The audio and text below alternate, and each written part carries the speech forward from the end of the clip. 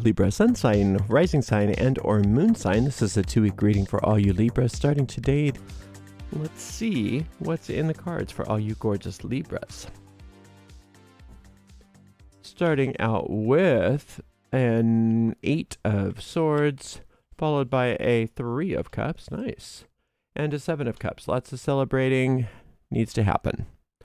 Celebrating, and because what that does is it energetically makes way for the turnaround, the upgrades that are still happening. You've been going through some upgrades, but these next upgrades seem to be a lot more all-encompassing, really zeroing in on your specific needs. It's not, if it's financial that you need, that's what it'll be. If it's health, that's what it'll be. Whatever it is that you need, the cups encompass that. You're coming out of a time where you can't shut your mind off, where you're sort of obsessing over things. And if that's still happening for you, remember my technique called the off switch. Go ahead and use that. Don't put up with your mind trying to bully you or take over things, because it ultimately doesn't have power to do that. It seems like you can't control the obsessive thinking or those intrusive thoughts, but you can. You really can. So use that technique and allow yourself also to, as you shut the obsessive intrusive thoughts down, which many of you have already been successful at doing, don't forget that the small wins that seem to be happening deserve your celebration, because the big wins are on their way.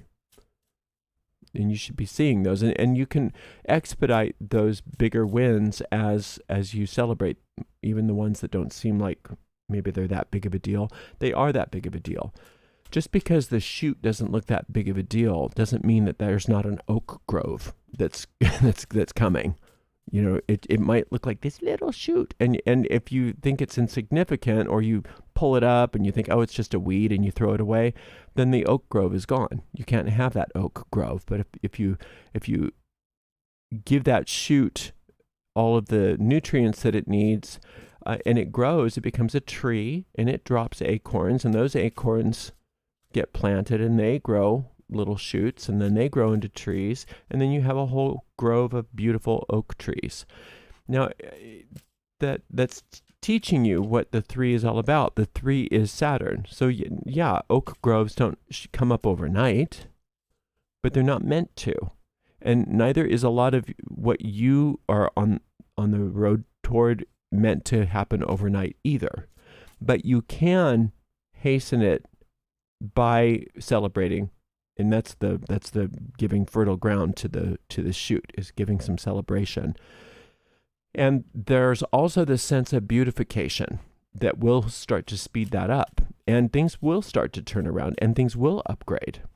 And so beautification, again, cups represent whatever they need to. There's not one part of life. Ultimately, it's your inner world, but remember that cups are vessels that hold liquid. And liquid, when it's spilled, goes wherever the heck it wants to. It can pretty much everywhere. And that symbolizes that whatever your needs are encompassed by this. So this upgrade is hastened and invited by beautification. So wherever there needs to be more beauty in your life, it's up to you to provide that right now. And we're talking about your idea of what beautiful is, not other people's idea of what beautiful is. What you like. What do you like? How do you want to see things?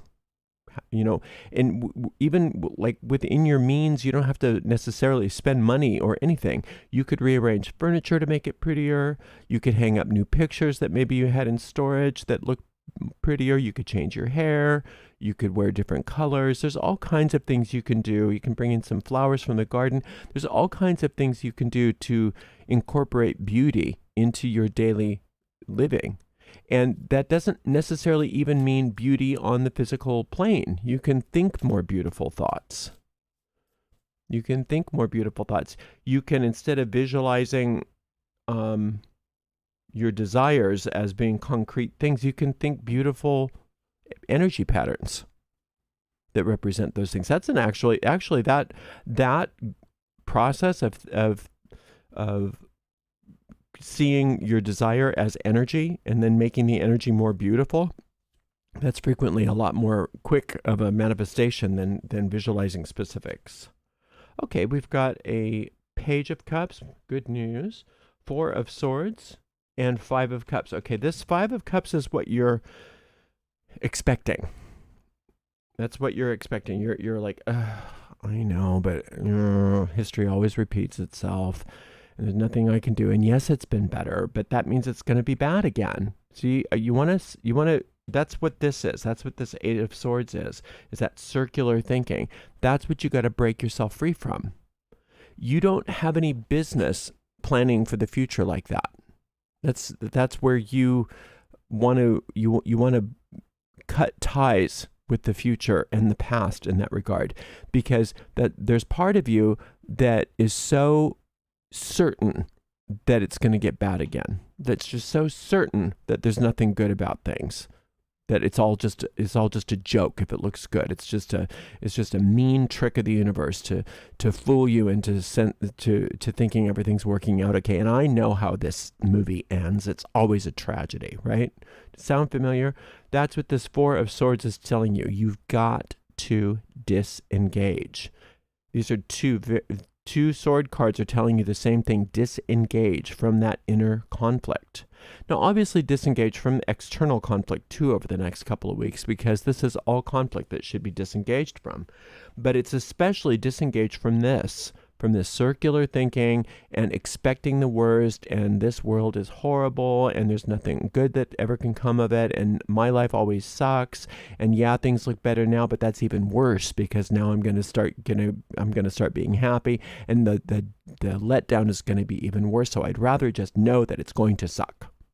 That's what I'm hearing you say in your mind. And it's understandable. Everybody goes through that to some degree, and especially understanding your history, Libra. It's been sucky for you in many regards over these last several years. I know this. I've seen it. I've read for you for a long time now. But look at how much better things have gotten overall, and how wonderful things are wanting to turn out for you. So you really have to take responsibility for your thinking and recognize that your thinking is powerful, and that you do not want self-fulfilling prophecies. You do not want to throw the expectation of the worst into your future. And again, that's not to become superstitious about your negative thoughts. You don't have to worry. I mean, if a negative thought pops up and you don't want to think, oh no, now I've created a bad reality for myself. No, it takes a lot of work. It takes a lot of repetition in order for those things to materialize. So anytime that you notice yourself expecting the worst, don't chastise yourself for it. Don't make yourself wrong for it. Love yourself through that, because it's understandable. It's like, well, of course I feel this way, but I also understand how the mind works. So I'm going to give myself some love here. I'm going to do for myself what I do for everybody else. I'm going to give myself some compassion. I'm going to give myself some love. And I'm going to, if somebody else came to me with this, what would I tell them?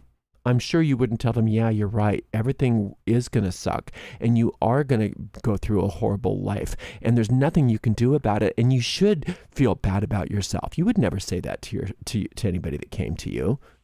Right? Because you're so good at helping people. You're always good at noticing the good news. You're good at being honest and practical, but at the same time, you're also very solution oriented. So give yourself the same kind of compassion that somebody else would have if things were working out for them and they said, oh no, the other shoe's going to fall. Just you'd guide them gently through that, wouldn't you? So guide yourself gently through that. The other shoe doesn't have to fall. It can fall, and sometimes bad things happen anyway.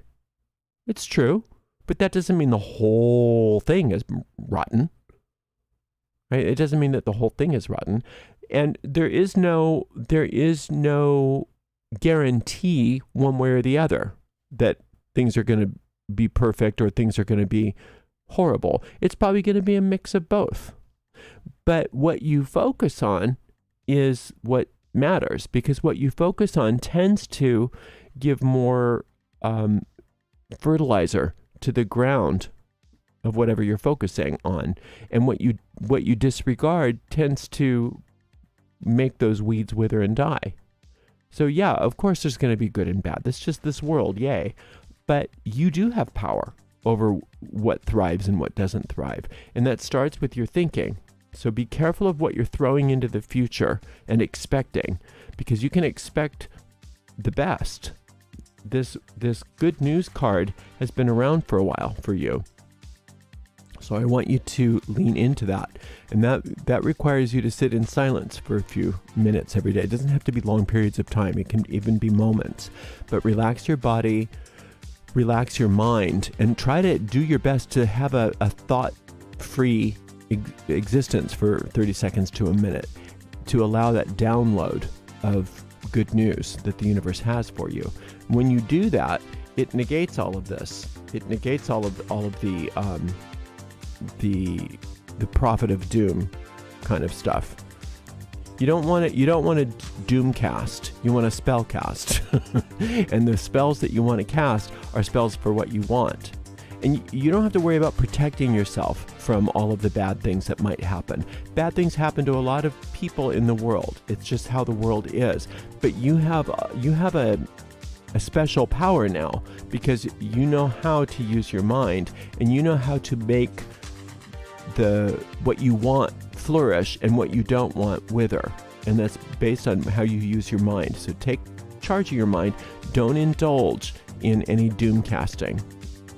And you don't want to pretend like you're not doom casting. You want to acknowledge it and let it dissolve by sitting in the good news a little bit every day.